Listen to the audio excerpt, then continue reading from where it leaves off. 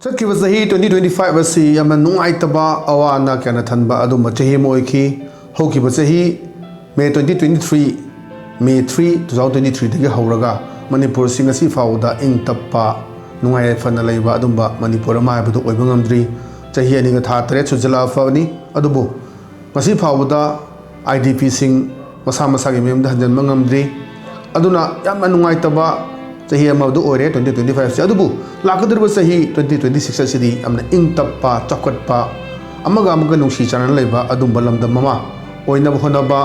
alona Manipur da su santi puraktana Manipur da khunda manirba puruk khuting sing asi amaga nungsi na laiba aduni mioi bai basi sigada maktani nomana ta nomudi sangsara se thadok chalaga dabadi aduna hingi matamda amaga nungsi chanana amaga mating pang laiba adum balam da madu hen baduni aduna lakadurba sahi 2026 asi oi mayan taram no opagaluna adumba chakotpa ing tappa amaga nungsi channel laiba lamdam mama oiresunu haidana Elite TV ki maike degi proposal pizari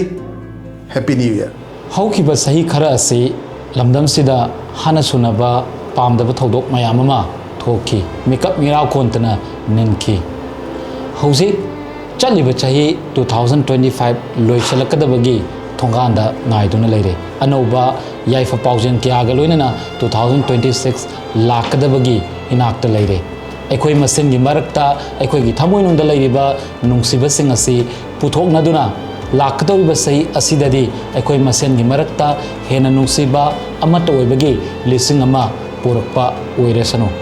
ꯏꯪ ꯀꯨꯝꯖꯥ ꯂꯤꯁꯤꯡ ꯑꯅꯤꯒ ꯀꯨꯟꯒ ꯇꯔꯨꯛ ꯑꯁꯤꯅ ꯂꯥꯛꯄꯒ ꯂꯣꯏꯅꯅ ꯑꯩꯈꯣꯏ ꯃꯁꯦꯟꯒꯤ ꯃꯔꯛꯇ ꯍꯦꯟꯅ ꯅꯨꯡꯁꯤꯕ ꯍꯦꯟꯅ ꯆꯦꯠꯁꯤꯟꯕ ꯑꯄꯨꯟꯕ ꯃꯅꯤꯄꯨꯔ ꯑꯃ ꯁꯣꯏꯗꯅ ꯑꯣꯏꯍꯜꯂꯁꯤ ꯍꯥꯏꯕꯒꯤ ꯊꯥꯖꯕ ꯊꯝꯖꯔꯤ अनौब सही 2026 लाखपग लोइनना अनौब सही की याइफा पाउजेन पिजरी तंबंगम बनते मतम की खोंगचत अमुक लाकनी अमुक चटखिगनी कनाना सु खांबंगम दे मतम की खोंगचत चली बचाही इंग्लिश सिंगनीगा कुनगा मंगा सेदा फुरुप अमगा की मरक्ता लेनरिबा नुशिनदबा नुगाइनदबा अमदी लेरिबा अवाबा खुदिंगमक असि पुदुना चटखिदना लाकदरिबा इंग्लिश सिंगनीगा कुनगा तरुक असिददी पुन्ना नुगाइ याइफबा अमगा की मरक्ता नुशी चानन लेमिनबा अमदी खुनाय असिबु पुन्ना चौखत मिनबा उमिनसी अमदी हौजिक लेरिबा इरमदम असिदा थेंगनरिबा अवाबा कया सिसु नुगाइ याइफबा तंगदु लेताबा उमिनरसी हाइना एलिट टीवी की माइकैदेगी याइफा पाउजल पिजरी हैप्पी न्यू ईयर मतमना कनाबु ngaidabugum chaliba chahi 2026 asisu numik khragi matungda chakhragani adubu manipura tholiba loshinba ngamdana leiriba irang asigi chaithen irang asigi nuaitraba tahaidraba wari kya amadi thodo kya ngasisu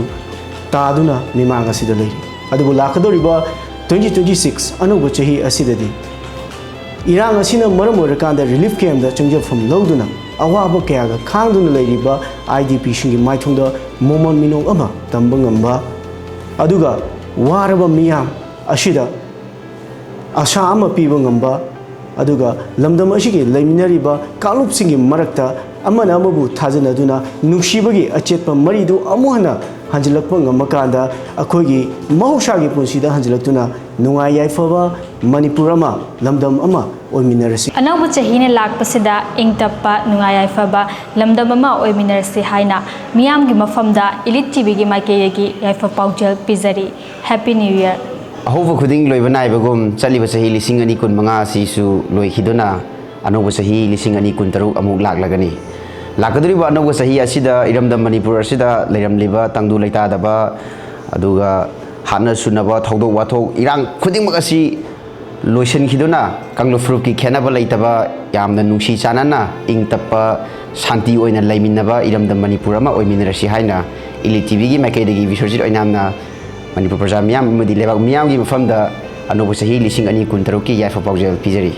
Happy New Year, wishing you and your loved ones a year brimming with blessing, laughter and success. Prithvi lairiba lamkhudimakta santi pamduba leite lakaduriba 2026 asida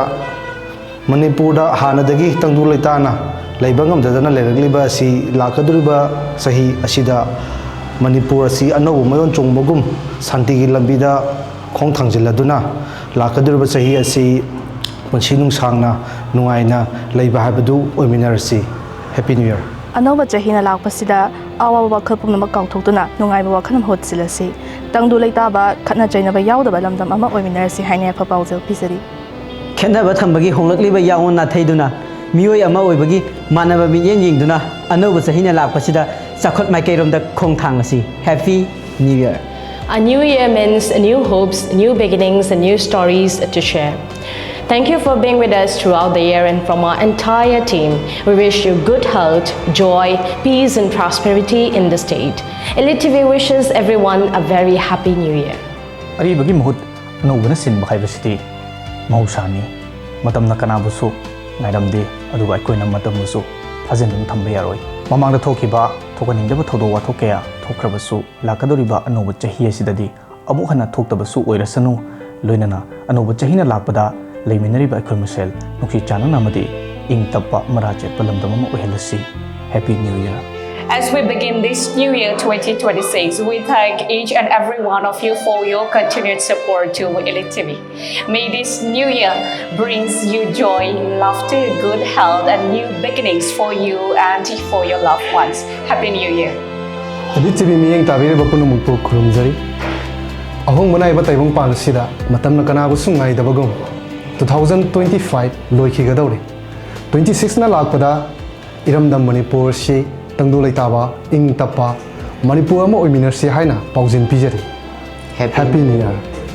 Nungai yaifaba ing tapa amadi santi paujil puduna anaubo khongthang amaga loinana lakadoriba chahi asida aikoi punna chatminarasi. Wishing you all a happy and hopeful new year. Matam madi asum sakibana lising ani kunga manga su lokidore lising ani kunga taru amuk lakagani. Matam magi lamjeldi adumak lengdana satpana maram oiraga lising ani kunga humdoi megi ta humdoi horokliba irangsu loidabana sahi ahum pharakadore. Adubu lising ani kunga tarukna lakpada lamdam asida leibiriba miyamsing maihoroldige leiraklaba miyamsing amata oina punsinduna huzik lajenarduna leiriba IDP singbo masa masagi mayumda halanba ngamnaba honaminasi amadi lamdam asida soktharakliba similongi fibam sidasu hena afaba Manipur ama oinabagidamakta leibiriba maihoroldige leiraklaba miyamsing community sing amata oina punsinduna lamdam asidamakta leminarsi Happy New Year 2026. Ariba sahina loisilakpa anauba sahina mangda lepleraba matam asida aikoi maselgi marakta leiramba thajanadaba nungsinadaba pumnama hundoktuna anauba sahibu taramda oksi amadi anauba sahina lakpagi yaifa paujal su pijari. Happy New Year. The year which is gone has seen many hardships, turmoil, and unrest being witnessed by the people of the state. But we wish that this new year may bring peace and harmony at the earliest for the people of the state, Manipur. Happy New Year 2026. Another Sahina Lapada, ELITETV Makadi, Yaifa Baujan Bijari. Wish you Happy New Year.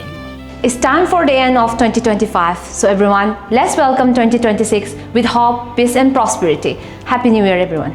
Anauba sahina lakpada nungai yaifaba mara chetna panba leba ama oisanu haina ELITETV gi maikidagi yaifa paujal pijari. Happy New Year. Haukiba matamdi chatkiba khangbi lakadaba khamdabu ngaibada waba haukiba jagi English ani kamdu nga asida koi kaya ma nake kaya ma kamnake awan mai kaya ma suya lakadori bajagi English ani kamdu taru asidadi abhaba yaifaba tamakada ulis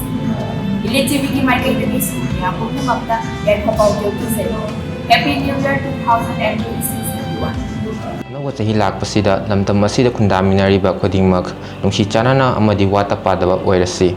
Wishing you a Happy New Year. Punsigi khongset asi araiba khongset tinati ekhoi khudimakna awa ana kaya ama mayokna duna lakli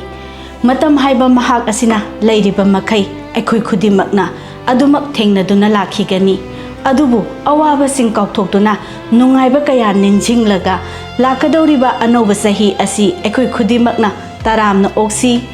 lakadoriba 2026 asi awa ana leitaba awabana aikhoigi imi phawba lamba phangdaba nungairaba ingna sikna panba lamdam ama oirasanu haina ELITETV gi maikeidagi yaifa paujel pijari. Happy New Year.